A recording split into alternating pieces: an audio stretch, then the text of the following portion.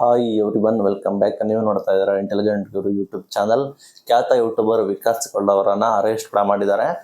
International airport ಪೊಲೀಸರು ಕೂಡ arrest ಕೂಡ ಮಾಡಿದ್ದಾರೆ. ಏನು ಸುದ್ದಿ, ಯಾಕೆ ಅರೆಸ್ಟ್ ಮಾಡಿದ್ದಾರೆ ಅದ್ರ ಬಗ್ಗೆ ಡೀಟೇಲ್ ಆಗಿ ಮಾಹಿತಿಯನ್ನು ಕೊಡ್ತೀನಿ. ಚಾನಲ್ಗೆ ಸಬ್ಸ್ಕ್ರೈಬ್ ಆಗಿ. ವಿಡಿಯೋ ಇಷ್ಟ ಆದರೆ ಲೈಕ್ ಮಾಡಿ. ತಾನೇ ಬಿದ್ದ ಹಳ್ಳಕ್ಕೆ, ತಾನೇ ತೊಡಿದ ಹಳ್ಳಕ್ಕೆ ತಾನೇ ಬಿದ್ದ ರೀತಿ ಈ ಕಥೆ ಆಗಿದೆ.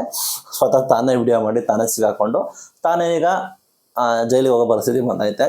ಗೊತ್ತಿಲ್ಲ ಏನಾಗುತ್ತೆ ಅಂತ. ಅಂದರೆ ವಿಚಾರಣೆ ಮಾಡಿ ಎಲ್ಲ ಮಾಡಿ ಬಿಟ್ಟರು ಬಿಡ್ಬೋದು, ಹೇಳೋಕ್ಕಾಗಲ್ಲ. ಬಟ್ ಈ ರೀತಿ ಅರೆಸ್ಟ್ ಕೂಡ ಮಾಡಿದ್ದಾರೆ ಇಂಟರ್ನ್ಯಾಷನಲ್ ಏರ್ಪೋರ್ಟ್ ಪೊಲೀಸರು. ಏನಂದರೆ ವಿಕಾಸ್ ಕೂಡ ಬಂದ್ಬಿಟ್ಟು ಖ್ಯಾತ ಯೂಟ್ಯೂಬರ್ ಅವರು, ನೀವು ಕೂಡ ನೋಡಿರ್ತೀರ. ಅವರು ಏನಕ್ಕೆ ಫೇಮಸ್ ಅಂದರೆ ಮೊದಲು ಮೆಜೆಸ್ಟಿಕ್ ಅಂಡರ್ಗ್ರೌಂಡಲ್ಲಿ ನಡೆಯೋ ದಂಧೆ ಬಗ್ಗೆ ವಿಡಿಯೋ ಕೂಡ ಮಾಡ್ತಾಯಿದ್ರು. ಡಿಫ್ರೆಂಟ್ ಟಾಸ್ಕ್ ಕೂಡ ಮಾಡ್ತಾಯಿದ್ರು. ನಂತರ ಮಾಲಲ್ಲಿ ಹೋಗಿ 24 ಗಂಟೆ ಅಲ್ಲಿ ಕದ್ದು ಮುಚ್ಚು ಆಲ್ಟ್ ಆಗೋದಂತೆ. ನಂತರ ಬಡವರಿಗೆ ಈ ರೀತಿ ಪಾನಿಪುರಿ ಕೊಡೋದಂತೆ. ಝೊಮ್ಯಾಟೊ ಮಾಡಿ 5 ತಿಂಗಳು ಝೊಮ್ಯಾಟೊ ಬಾಟಲ್ ಎಲ್ಲ ಮಾಡಿ ದುಡ್ಡು ಸಂಪಾದನೆ ಮಾಡಿ ಆ ದುಡ್ಡನ್ನ ಬಡವರಿಗೆ ಕೊಡೋದು. ಅಂದರೆ ಈ ರೀತಿ ಒಳ್ಳೆ ಕೆಲಸ ಮಾಡ್ತಾಯಿದ್ರು. ಡಿಫ್ರೆಂಟ್ ಕಂಟೆಂಟ್ನ ಕೊಡ್ತಾಯಿದ್ರು, ಯೂನಿಕ್ ಕಂಟೆಂಟ್ನ. ಯಾಕಂದರೆ ಒಳ್ಳೆ ಇದು ಯೂನಿಕ್ ಕಂಟೆಂಟ್, ಡಿಫ್ರೆಂಟ್ ಕಂಟೆಂಟ್ನ ಕಷ್ಟಪಟ್ಟು ವೀಡಿಯೋನ ಮಾಡ್ತಾಯಿದ್ರು. ಯಾಕಂದ್ರೆ ಸೋಷಿಯಲ್ ಮೀಡಿಯಾದಲ್ಲಿ ಕೂಡ ಫೇಮಸ್ ಆಗಿದ್ರು. ನಾನು ಕೂಡ ವಿಡಿಯೋ ನೋಡ್ತಾ ಇದ್ದೆ. ಮಾಲಲ್ದು ವಿಡಿಯೋ ಕೂಡ ನೋಡಿದ್ದೆ. ಅಲ್ಲೂ ಕೂಡ ಹೆಂಗೋ ತಪ್ಪಿಸ್ಕೊಂಡು 24 ಗಂಟೆ ಸರ್ವೆ ಆಗಿ ಬಂದಿದ್ರು. ನಂತರ ಬೈದರು. ಅಲ್ಲೂ ಕೂಡ ಮಾಲ್ ಸಿಬ್ಬಂದಿಗಳು ಈ ರೀತಿ ಏನಾದ್ರು ಕಂಪ್ಲೇಂಟ್ ಕೊಟ್ಟಿದ್ರೆ ಅಥವಾ ಮಾಲ್ ಅವರು ಅಥವಾ ಕಂಪ್ಲೇಂಟ್ ಕೊಟ್ಟಿದ್ರೆ ಅಲ್ಲೂ ಕೂಡ ಸಮಸ್ಯೆ ಆಗೋದು. ಏನೋ ಅದು ಸಾರ್ಟ್ ಔಟ್ ಆಗಿ ಅನ್ಕೋತೀನಿ. ಈಗ ಮತ್ತೆ ಏನು ಮಾಡಿದ್ರು ಅಂದರೆ ಕೆಂಪೇಗೌಡ ಇಂಟರ್ನ್ಯಾಷನಲ್ ಏರ್ಪೋರ್ಟಲ್ಲಿ 24 ಗಂಟೆ ಹೇಗೆ ನಾನು ಇದ್ದೆ ಅನ್ನೋದು ವಿಡಿಯೋ ಮಾಡ್ಕೊಳಕ್ಕೆ ಹೋಗಿದ್ದಾರೆ. ಸಿಂಪಲ್ ಬೋರ್ಡಿಂಗ್ ಪಾಸ್ ತಗೊಂಡಿದ್ದಾರೆ. ಟಿಕೆಟ್ ಕೂಡ ಬೈ ಮಾಡಿದ್ದಾರೆ. ಟರ್ಮಿನಲ್ ಇದ್ದಾರೆ. ಫ್ಲೈಟ್ಗೆ ಹೋಗಿಲ್ಲ, ಟರ್ಮಿನಲಲ್ಲೇ ಆಡ್ಕೊಂಡು ಆಟ ಆಡ್ಕೊಂಡು 24 ಗಂಟೆ ಅಲ್ಲೇ ಇದ್ದಾರೆ. ಇದು ಗೊತ್ತಾಗಿಲ್ಲ ಅವರಿಗೆ, ಮೀನ್ಸ್ ಯಾರಿಗೂ ಪೊಲೀಸರಿಗೆ ಗೊತ್ತಾಗಿಲ್ಲ. ಒಂಥರ ಬಂದು ವಾಪಸ್ ಬಂದಿದ್ದಾರೆ, ಗೊತ್ತಾಗಿಲ್ಲ ಯಾರಿಗೂ. ಅಲ್ಲೇ ಟರ್ಮಿನಲ್ 24 ಗಂಟೆ ಇದ್ದಾರೆ ಅಂತ ಮಾಹಿತಿ ಬಂತು.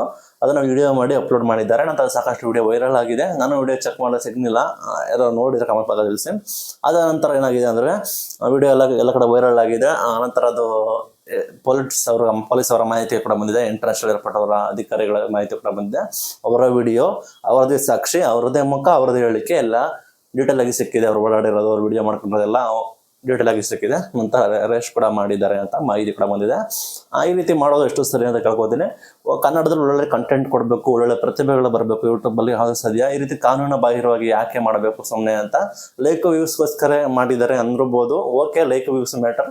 ಒಳ್ಳೆ ಡಿಫ್ರೆಂಟ್ ಕಂಟೆಂಟ್ನ ಕೊಡೋಕ್ಕೆ ಕನ್ನಡದಲ್ಲಿ ಮಾಡಿದ್ದಾರೆ. ಓಕೆ, ಕನ್ನಡದಲ್ಲಿ ಯಾರು ಈ ರೀತಿ ಕಂಟೆಂಟ್ನ ಕೊಟ್ಟಿಲ್ಲ. ಕೆಲವೊಂದು ಬೇರೆ ಭಾಷೆಯಲ್ಲಿ ಕಂಟೆಂಟ್ನ ಕೊಡ್ತಾರೆ, ಹೆಲ್ಪ್ ಮಾಡೋದು ಫ್ರೀಯಾಗಿ ಅದನ್ನೆಲ್ಲ ಮಾಡ್ತಾರೆ. ಅವನ್ನೆಲ್ಲ ಓಕೆ. ಈ ರೀತಿ ಕಾನೂನು ಬಾಹಿರದೆಲ್ಲ ಮಾಡೋದು ಎಷ್ಟು ಸರಿ ಇಷ್ಟಪಡ್ತೀನಿ. ಮಾಲಲ್ಲಿ ಕೂಡ ಈ ರೀತಿ ಕದ್ದು ಮುಚ್ಚಿ ಆದರೂ ಏನಾದ್ರು ಇಶ್ಯೂಸ್ ಆಗಿ ಏನಾದ್ರು ಕಳ್ತನ ಆಗಿ ಇವ್ರ ಮೇಲೆ ಬಂದರೆ ಏನೋ ಮಾಡೋಕ್ಕಾಗೋದಿಲ್ಲ. ಅದೇ ರೀತಿ ಏರ್ಪೋರ್ಟಲ್ಲೂ ಕೂಡ ಏನಾದ್ರು ಮಿಸ್ಯೂಸ್ ಆಗಿ ಏನಾದರೂ ನಡಬಾರ್ದು ನಡೀತು, ಇವ್ರ ಮೇಲೆ ಬರ್ಬೋದು, ಏನು ಮಾಡೋಕ್ಕಾಗುತ್ತೆ. ಆ ರೀತಿ ಕಾನೂನು ಬಾಹಿರವಾಗಿ ಮಾಡೋದು ಎಷ್ಟು ಸರಿ ತಿಳ್ಕೊತೀನಿ. ಒಳ್ಳೆ ಕಂಟೆಂಟ್ ಕೂಡ ಕೊಡ್ತಾ ಇದ್ದಾರೆ.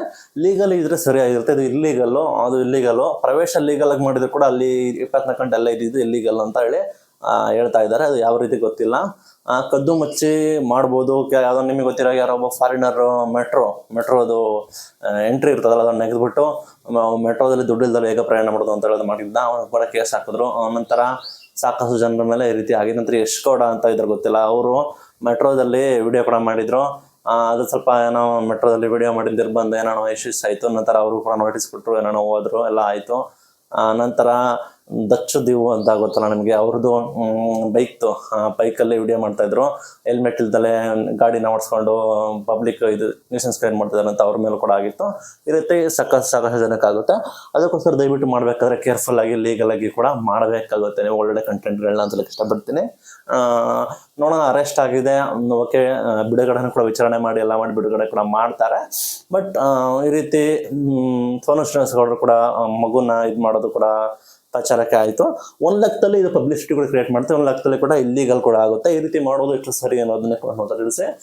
ಏನೇ ಮಾಡಿದ್ರು ಕೂಡ ಲೀಗಲಿ ಕಾನೂನಾಗಿ ಮಾಡಬೇಕು, ಕಾನೂನು ಬಾಹಿರವಾಗಿ ಮಾಡಬಾರ್ದು. ಒಂದ್ಸಲ ಮಾಡಿದ್ರೆ ಏನೋ ಕ್ಷಮೆ ಹಾಕ್ಸ್ಕೊಂಡು ಕಳಿಸ್ಬಿಡ್ತಾರೆ. ಪದೇ ರೀತಿ ಮಾಡಿದ್ರೆ ಜೈಲಿಗೆ ಗತಿದ್ರೆ ಕಷ್ಟಪಡ್ತೀನಿ. ಇದು ಒಂದು ಮಾರಕವಾಗುತ್ತೆ, ಹೆಲ್ಪ್ಫುಲ್ ಆಗುತ್ತೆ. ಒಳ್ಳೆ ಕಂಟೆಂಟ್ನ ಕೊಡಬೇಕು, ಕಂಟೆಂಟ್ನ ಲೀಗಲಾಗಿ ಕೊಡಬೇಕು. ಕಾನೂನು ಬಾಹಿರವಾಗಿ ಏನು ಕೂಡ ಈ ರೀತಿ ಕಂಟೆಂಟ್ನ ಕೊಡೋದು ಎಷ್ಟು ಸರಿ ಅಂತ ಹೇಳಕ್ಕೆ ಇಷ್ಟಪಡ್ತೀನಿ. ಇದು ಇವತ್ತಿನ ವಿಡಿಯೋ. Thank you.